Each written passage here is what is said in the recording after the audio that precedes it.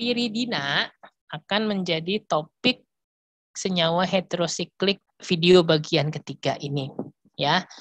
Jadi piridina itu sesungguhnya memiliki struktur seperti benzena, tetapi salah satu atomnya adalah nitrogen. Karena sudah memiliki 3 ikatan rangkap terkonjugasi siklik seperti pada benzena, piridina dengan sendirinya sudah aromatik dan bisa beresonan seperti halnya benzena ini.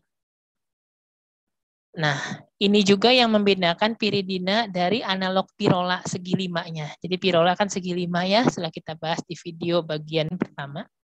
Jadi ketika kita membahas pirola, karena hanya segi 5, hanya punya 2 buah ikatan rangkap, maka PEB dari atom nitrogen pirola harus ikut terdelokalisasi ke dalam cincin aromatik agar cincin pirola menjadi aromatik atau memenuhi aturan Huckel. Tidak demikian halnya dengan piridina. Piridina itu sudah aromatik dari 3 ikatan rangkapnya. Sudah ada 6 elektron pi di sana atau memenuhi 4n+2 dengan n sama dengan 1. Tanpa perlu menyertakan PEB pada atom nitrogen. Itu yang membedakan aromatik pada piridina dengan aromatik pada pirola dan teman-temannya, yaitu furan dan tiofena. Buktinya, ketika diukur momen dipolnya, karena N ini karakternya sangat negatif dan PEB karena PEB-nya sama sekali tidak disumbangkan ke dalam cincin, maka kita bisa lihat dibandingkan dengan piperidina analog segi 6 ini, momen dipol dari piridina malah jauh lebih besar daripada piperidina. Dan ini menunjukkan bahwa tidak ada pembalikan polaritas atau tidak ada donasi elektron ke sisi yang lebih positif seperti yang terjadi pada pirola. Kalau Anda simak kembali video bagian pertama, di sana pirola, furan, tiofena semuanya mengalami penurunan nilai momen dipol. Bahkan pada pirola terjadi pembalikan arah momen dipol. Di sini tidak demikian. Di piridina momen dipolnya malah menguat ke arah tersebut. Yang menunjukkan bahwa muatan negatif di N sangat kaya oleh adanya PEB. Bukti lainnya adalah karena PEB sekarang terlokalisasi di atom N dan tidak terdelokalisasi ke cincin aromatik, sudah dengan tentu N di dalam piridina menjadi bersifat basa Lewis. Oleh karena itu, piridina secara umum bersifat basa lemah dengan pKa 5,2. Dan piridina atau amina tersier yang lain itu lazim dipakai untuk katalis atau untuk acid scavenger, penggait asam dalam reaksi yang menghasilkan asam kuat. Misalnya pada reaksi seperti ini, ketika produk sampingnya adalah HCl, maka HCl itu ditambahkan piridina untuk menghindari reaksi samping dengan asam kuat yang tidak diinginkan. Yang terjadi nanti piridinanya yang akan bereaksi dengan asam kuat membentuk piridinium klorida. Contoh reaksi seperti ini misalnya juga adalah reaksi esterifikasi yang melibatkan turunan asamnya itu adalah asil halida. Ya, itu kita lazim menambahkan piridina. Nah, bukti lain bahwa nitrogen ini juga memiliki PEB yang tidak terdelokalisasi adalah dia menjadi bersifat sangat nukleofilik. Sehingga ketika bereaksi dengan alkil halida primer, bisa terjadi metilasi terhadap piridina membentuk N-metil piridinium iodida. Jadi alkilasi oleh alkil halida primer akan menghasilkan garam N-alkil piridinium, suatu reaksi SN2 di sini. Tentu saja sifat kebasaan, sifat nukleofilisitas ini tidak akan efektif kalau PEB itu berpindah-pindah ke dalam cincin aromatik. Jadi ini adalah 3 bukti setidaknya bahwa dengan momen dipol tadi setidaknya membuktikan bahwa memang PEB terlokalisasi di atom N. Nah, karena piridina kaya elektron di atom N dan menyebabkan cincin piridina menjadi tuna elektron, karena elektronnya ada di luar cincin, yaitu di atom N itu, akibatnya apa? Piridina kurang kurang kaya dengan elektron. Kayanya itu ada di N-nya, yang itu mengarah keluar cincin. Sementara cincinnya sendiri menjadi tuna elektron. Nah, karena cincin tuna elektron, maka piridina itu menjadi sangat tidak reaktif terhadap elektrofili yang datang. Maka piridina termasuk yang sangat sulit mengalami substitusi elektrofilik aromatik pertama. Hal ini diperparah dengan sifat basa dari piridina itu. Seperti waktu kalian belajar amina, kalian tahu bahwa amina karena memiliki PEB, dia akan sulit untuk berinteraksi dengan asam Lewis yang lazim digunakan dalam reaksi SEAR. Di sini juga sama. N di piridina bisa berinteraksi dengan AlCl3-nya, dengan FeBr3-nya, sehingga reaksi menjadi semakin sulit untuk berlangsung si SEAR1 ini. Nah, sehingga kalau kita punya piridina dibandingkan dengan senyawa ini saja, ini adalah trimetil amonium benzena. Kita tahu trimetil amonium benzena ini kan sebetulnya sudah gugus pendeaktif yang sangat kuat nih, NCH3 kali N+. Bahkan benzena yang sangat terdeaktifkan saja, itu dikasih asam nitrat pekat berasap, artinya yang 100%, bertemu dengan asam sulfat pekat berasap yang 100%, masih bisa bereaksi masuk nitro di posisi meta. Tapi piridina sedemikian tidak reaktifnya, sehingga dengan asam nitrat pekat berasap dan asam sulfat pekat berasap pun tidak mengalami nitrasi sama sekali. Ini menunjukkan betapa sangat tidak reaktifnya piridina, yang dapat dijelaskan oleh kayaknya elektron di atom N itu yang menghalangi substitusi elektrofilik aromatik untuk berjalan baik pada cincin. Karena nitrogen menjadi objek yang lebih menarik bagi elektrofili ketimbang cincinnya. Demikian. Nah, perlu beberapa kondisi yang sangat ekstrim dengan kondisi yang diatur khusus dengan penambahan aditif-aditif khusus agar reaksi bisa berlangsung. Misalnya di sini digunakan kalium nitrat, asam sulfat, besi pada suhu 300 derajat Celcius. Itu pun nitropiridina hanya dihasilkan dengan rendemen 22%. Atau di sini menggunakan asam sulfat yang masih ditambah lagi dengan sulfur trioksida 20%. Ini mungkin salah tik ya. Kemudian suhunya 230 derajat Celcius selama 24 jam. Menghasilkan asam piridina 3 sulfonat. Jadi rendemen biasanya nggak terlalu baik dan reaksi itu akan berlangsung di posisi C3 dari piridina. Jadi sebagaimana yang sudah disinggung, kalau menomori senyawa heterosiklik itu dari heteroatomnya. Jadi nomor 1 terus bebas, kiri kanan kan 2 ya. Tapi karena di sini ada gugus, makanya nomor 2. 3, 4, 5, 6. Jadi gugus yang masuk ke cincin piridina itu selalu di posisi C3 kalau melalui substitusi elektrofilik aromatik. Nah, reaktivitas piridina agak dinaikkan jika terdapat gugus alkil atau gugus amino. Sehingga cincin ini menjadi teraktifkan, ya. Nah, misalnya di sini kalau kita punya beta picolina. Jadi picolina ini adalah nama yang nama terkenal dari metilpiridina. Jadi kalau misalnya kita sebut metilpiridina, itu bisa kita ringkas dengan nama picolina. Jadi kalau alfa picolina berarti metilnya di sini. Kalau beta picolina di sini. Di sini gamma picolina di sini. Ya, istilah picolina artinya metilpiridina. Nah, karena adanya metil di sini menjadi lebih aktif sehingga reaksi memasukkan sulfonat dengan bantuan ini bisa sedikit dikurangi waktunya menjadi 16 jam. Atau di sini karena ada gugus amino, maka BR bisa masuk di posisi, ini meskipun namanya 5 bromo 2 aminopiridina, kalau kita lihat dari N ke 11 ini dia tetap posisi 3, C3 ya. Jadi C3 itu yang yang C3 itu sudah diplot untuk tempat masuknya gugus kalau SEAR1 terhadap piridina. Nah, Contoh lain, di sini ada pengaktifan dari gugus amida ya. Gugus amida, maka reaksi meskipun masih tetap perlu asam nitrat pekat berasap, asam sulfat pekat, kemudian 100 derajat Celcius 1,5 jam, tetapi reaksi masih bisa berlangsung dengan lebih cepat tadi 1,5 jam itu ya.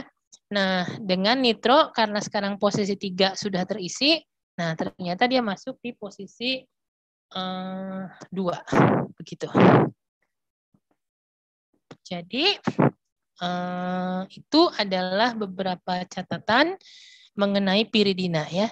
Tadi menambahkan selain pikolina disebut metilpiridina, ada istilah lutidina, dimetilpiridina.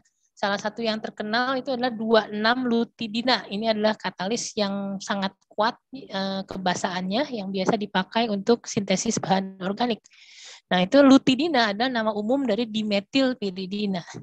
Ada lagi kolidina, itu adalah nama umum untuk 2,4,6-trimetilpiridina. Gitu. Nah, mengapa substitusi elektrofilik aromatik pada piridina berlangsung terutama di C3? Sekali lagi, kalau kita ingin menjelaskan sifat pengarah, kita harus menggambarkan dulu zat antara yang terbentuk ketika elektrofili masuk di C2, masuk di C3, dan masuk di C4. Ketika di C2, maka muatan positifnya ada di N. Ketika di C3, muatan positifnya di nomor 4. Ketika di nomor 4, elektrofilinya muatan positif ada di nomor 3. Jika kita lanjutkan resonans, semuanya memiliki 3 struktur resonans. Maka secara jumlah struktur resonans sebetulnya sama. Bedanya, ketika resonans itu ada di C2, ada salah satu struktur kanonik dengan nitrogen bermuatan positif. Demikian pula kalau di C4, ada nitrogen yang bermuatan positif dan itu tidak terjadi ketika di C3. Ya, sehingga meskipun C2, C3, dan C4 semuanya sama-sama terdeaktifkan, deaktivasi pada C3 itu lebih lemah daripada deaktivasi di C2 dan C4. Itu sebabnya elektrofili lebih menyukai masuk di C3 ketimbang di C2 atau C4 tadi. Silahkan Anda latihan sendiri menggambarkan ini dan kalian bisa lengkapi sendiri bagaimana panah lengkung dalam proses resonans ini. Ya. Nah, karena piridina sejatinya adalah tuna elektron, itu yang menyebabkan dia cincinnya itu sulit mengalami SEAR atau substitusi elektrofilik aromatik, maka piridina sebaliknya justru mudah mengalami substitusi nukleofilik aromatik. Salah satu contoh dikenal dengan nama reaksi Cici-Babin, itu adalah sintesis aminopiridina dari reaksi piridina dengan sodamida, amida logam alkali, maka terbentuk ini dengan elemen 70-80%.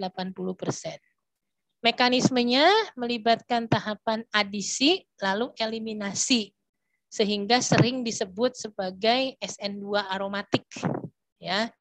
Karena mekanisme substitusi nukleofilik aromatik itu ada 2, ada adisi eliminasi yang disebut SN2 aromatik, ada eliminasi adisi yang dikenal dengan mekanisme benzuna. Ya, seharusnya itu sudah diajarkan saat mengajar benzena ya, tapi kalau saya lihat videonya benzena yang saat ini baru sampai substitusi elektrofilik aromatik. Sementara substitusi nukleofilik aromatiknya kelihatannya semacam materi pengayaan saja untuk Anda pelajari sendiri. Nah, kita lihat bagaimana mekanisme adisi eliminasi tersebut. Jadi, ion amida akan melakukan serangan ke posisi orto, sehingga N menjadi bermuatan negatif. Inilah kenapa disebut mirip SN2. Nah, terbentuklah N bermuatan negatif. Kita tahu N bermuatan negatif menyukai kan? Kalau N bermuatan positif tidak menyukai, karena karakter N yang elektronegatif akan suka bermuatan negatif. Dan di sini muatan negatif dapat didelokalisasikan ke posisi meta dari kedua dari cincin ini. Dan adanya resonans ini menyebabkan NH2- masih bisa melakukan substitusi ke sini. Karena kita tahu ini kan merusak cincin aromatik. kalau cincin aromatiknya rusak dan tidak ada faktor stabilisasi pada zat antara, tentunya NH2- juga tidak mungkin melangsungkan reaksi ini. Jadi reaksi ini dapat berlangsung karena dorongan dari adanya sisa stabilisasi pada zat antara. Jadi aromatik tidak sepenuhnya hilang karena masih ada ekstra delokalisasi muatan negatif lewat 3 struktur kanonik resonans ini. Nah, setelah terjadi adisi, langkah selanjutnya adalah eliminasi. Jadi terbentuk lagi cincin aromatik dengan melepaskan H- atau ion hidrida. Nah, ion hidrida ini kan suatu basa yang sangat kuat. Makanya ketika ketemu dengan NH2 yang kita tahu sebenarnya amina itu sifatnya juga basa, tapi karena bagi hidrida itu jauh lebih basa daripada NH2, maka seperti halnya Grignard, NH2 di sini akan dianggap seperti hidrogen asam. Sehingga H- akan mengambil H+ dari sini membentuk gas hidrogen. Sementara NH di sini menjadi NH-. Nah, inilah yang disebut dengan adisi, lalu eliminasi, salah satu bentuk reaksi SNAR, yaitu reaksi SN2 aromatik. Nah, reaksi serupa cicibabin juga teramati dengan basa kuat lain. Tadi kan basa kuatnya sodamida. Nah, kita juga bisa pakai basa kuatnya misalnya organolitium, di sini fenilitium. Maka tentu saja fenil akan bisa masuk ke sini membentuk 2-fenilpiridina. Nah, kalau di sini ada gugus amino, tadi kita lihat misalnya produk dari cicibabin itu kan 2-aminopiridina ya. Nah, kalau kita punya 2-aminopiridina atau 4-aminopiridina, kemudian kita lakukan diazotisasi. Diazotisasi ini reaksi yang sudah kalian kenal di amina ya, yaitu reaksi pengubahan menjadi kation diazonium. Nah, justru tidak dihasilkan kation diazonium kalau dengan 2 atau 4 aminopiridina, justru akan langsung terbentuk alkohol di posisi 2 atau 4 itu. Jadi diazoniumnya otomatis langsung menjadi alkohol atau fenol maksud saya. Karena kemungkinan besar di situ ada air dalam sistem reaksi itu segera bisa bereaksi untuk mengisi di sana. Karena sifat kebasaan yang sangat kuat dari NH- tadi ya, sehingga dia bisa jadi OH. Nah, sehingga coba kita lihat, kalau diberi reaksi asam nitrit, harusnya kan NH2 ini jadi N rangkap 3N, N plus rangkap 3N. Nah, ini tidak terjadi, tapi langsung auto membentuk OH. Dan yang menarik adalah meskipun ini sebenarnya aromatik, stabil, tapi dia mudah mengalami tautomerisasi. Ya, tautomerisasi pada bentuk enol di sini. Jadi enol di sini bertautomerisasi menjadi suatu keto, dan keto ini kebetulan menjadi suatu gugus amida. Nah, namanya adalah alfa piridon kalau di posisi orto, ya, atau gamma piridon kalau seperti ini. Nah, salah satu alasan kenapa alfa dan gamma piridon lebih stabil daripada bentuk aromatik, padahal kita tahu aromatik itu kan stabil ya, ini lebih stabil lagi kan, makanya dia disukai pembentukannya.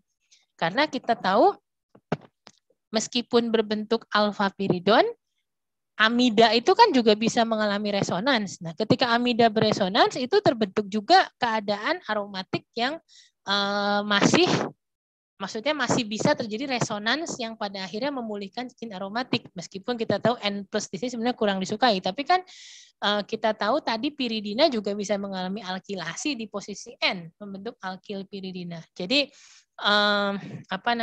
karakter aromatik piridon ini masih cukup kuat.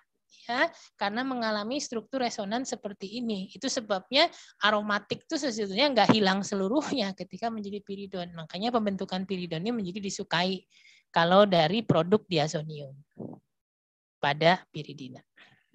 Gitu ya. Nah, piridina itu bisa mengalami reaksi redoks. Kalau direduksi dengan gas hidrogen dan katalis platinum, itu akan terbentuk piperidina. Suatu reaksi yang sangat tidak mungkin dilakukan di lab ya, karena di sini perlu tekanan, suhu tinggi, katalisnya juga mahal.